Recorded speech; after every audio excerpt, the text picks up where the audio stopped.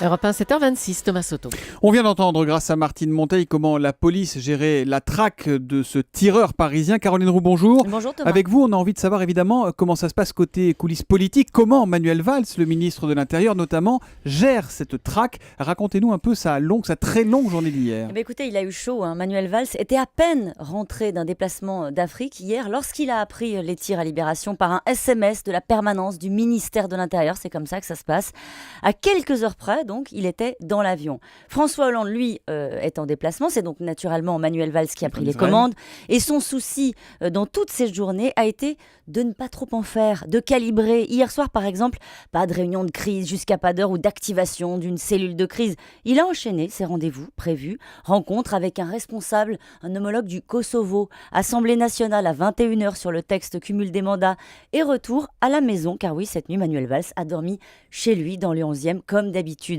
Hier après-midi, c'était un peu la même musique. Se rendre à Libération, certes, mais pas seul, avec le maire de Paris, avec Anne Hidalgo.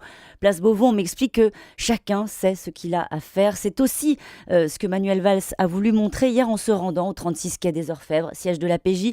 Sur place, il a visionné les images de vidéosurveillance. Il a fait un point avec le centre d'appel. Indispensable image du soutien du patron aux forces de police. L'image était indispensable. En même temps, c'est une équation compliquée pour Manuel Valls. Il est critiqué depuis des semaines. Et il y en a beaucoup, y compris dans son camp, qui attendent une faute de sa part. Oui, il le sait ça. Et je peux vous dire que j'ai senti beaucoup de prudence sur l'issue de l'affaire du côté de son entourage.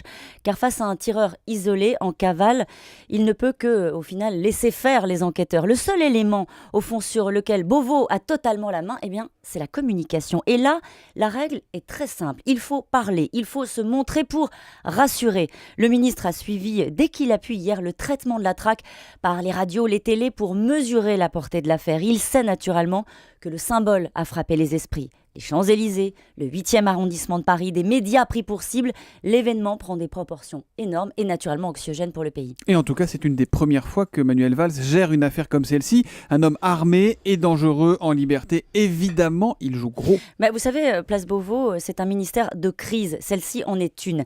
Hier, le message du président de la République a été très clair. Est-ce que vous avez vu, Thomas, le communiqué de l'Élysée ?